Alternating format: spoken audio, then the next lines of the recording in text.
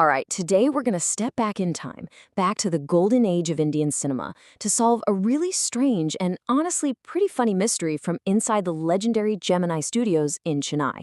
And our guide for this whole thing is the writer Asukamitran, who is right there in the middle of it all, capturing the studio's completely bizarre inner world. So where does our story begin? With makeup. Yep. Specifically, a brand called Pancake that Gemini Studios bought by the truckload. And it was the key ingredient in a process that, as our author so beautifully puts it, could turn any decent-looking person into a hideous monster, all so they'd look good on camera. The irony. Now, this makeup department, it was located upstairs in a building that people whispered had once been Robert Clive's stables. And it was a place of what the author calls fiery misery. Just imagine being surrounded by dozens of giant, hot, incandescent light bulbs while someone is just slathering your face in layers of makeup. Sounds awful, right? And get this, the crew itself was this incredible mix. You had people from all over the country working together. A Bengali, a Maharashtrian, a Kannadiga, you name it. It was this perfect, if totally accidental, example of national integration years before it even became a government slogan. A united team with one mission. Make actors look good by first making them look, well, pretty ugly. So you might be thinking this all sounds kind of harmonious, right? Well, not exactly. This strange world had a really rigid hierarchy, which set the stage for a classic workplace drama, fueled by the big dreams and bitter frustrations of two very, very different men. On one side, you've got the office boy, who, by the way, wasn't a boy at all. He was a man in his 40s who was convinced he was a brilliant poet and director and that his talent was being completely wasted painting the faces of crowd extras. And on the other side, Kothamangalam Subbu, the undisputed number 2 at the studio and the man the office boy blamed for all his problems. And you can kind of see why Subbu might make some people jealous. The guy was a genius. If a producer got stuck, Subbu could come up with, and I'm not kidding, 14 different ways to shoot a scene in about a minute. He was a poet, a novelist, a fantastic actor, and just incredibly loyal to the boss. He was basically the engine that made Gemini Studios run, which, of course, made him a really easy target for anyone who felt left behind. Now, underneath all this creative chaos and professional jealousy, there was this distinct political undercurrent. It was pretty simple, really. Most of the staff wore khadi cloth, they followed Gandhian principles, and they all shared this vague but really strong dislike for one particular ideology.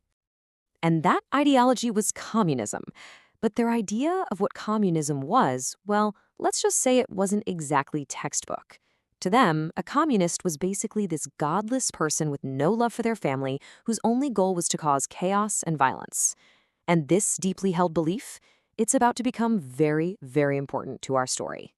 So, in 1952, this anti-communist feeling gets a chance to come out into the open. A group of about 200 people, called the Moral Realignment Army, visited Madras, and they could not have found a warmer, more enthusiastic welcome than they did at Gemini Studios. Now, you have to understand, the MRA wasn't just about putting on a couple of high-quality plays with nice, simple messages. No, their real mission was political. They were an international anti-communist movement. So the studio boss, Mr. Vasan, by welcoming them with open arms, was making a very clear political statement. And this right here, this sets the stage for the big mystery. Okay, so a few months after the MRA leaves, another visitor is announced. This one, however, wasn't met with warmth and excitement. No, this one was met with just total, and I mean total, confusion. The announcement was simple. A poet from England was coming to visit. But for the staff at a studio that made Tamil films for everyday people, this meant absolutely nothing. An English poet? Why on earth was he coming here? I mean, their knowledge of English poetry was pretty much what they'd learned in school, right? You know, the big names. Wordsworth, Tennyson. The more literary folks might know Keats or Shelley. But this new guy, he was a complete and total unknown to every single one of them. And the visit itself?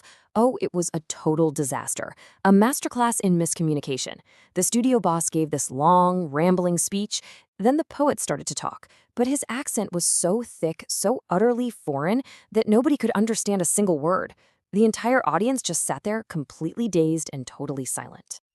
You've got to feel for the poet, too. Even he seemed to know something was seriously wrong. You can just picture him up on that stage, trying to talk about the struggles of being an English poet to a room full of people who make Tamil movies. After an hour of this mutual confusion, he left, and his visit became this legendary, unexplained mystery. And so this mystery just lingered at the studio for years. It would be our author himself, Asoka Mitran, the guy whose entire job was to sit and cut clippings out of newspapers all day, who would finally be the one to stumble upon the very first clue. It all started when he saw an ad for a story contest in a British magazine called The Encounter. He wanted to know more about it, so he went down to the British Council Library. He finds a copy of the magazine, he opens it up, reads the editor's name, and suddenly, a bell starts ringing in his head.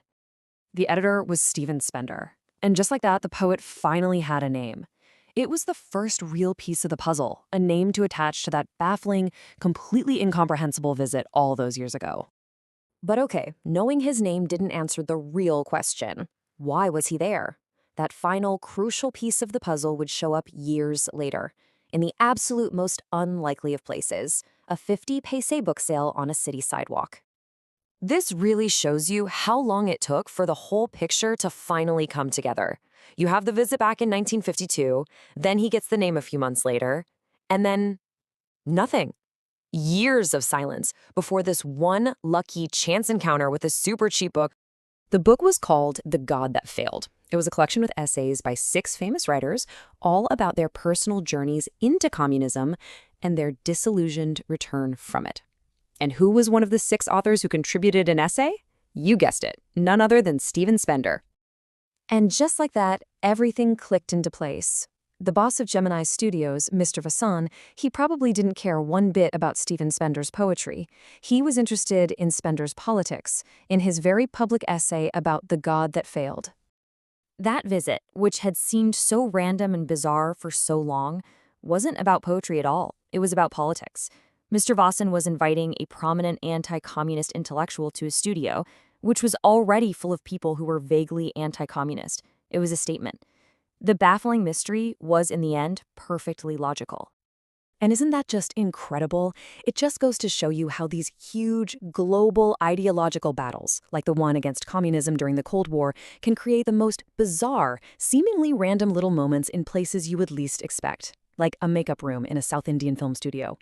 It really makes you wonder, what other hidden histories are just sitting out there waiting to be uncovered in the most unlikely places?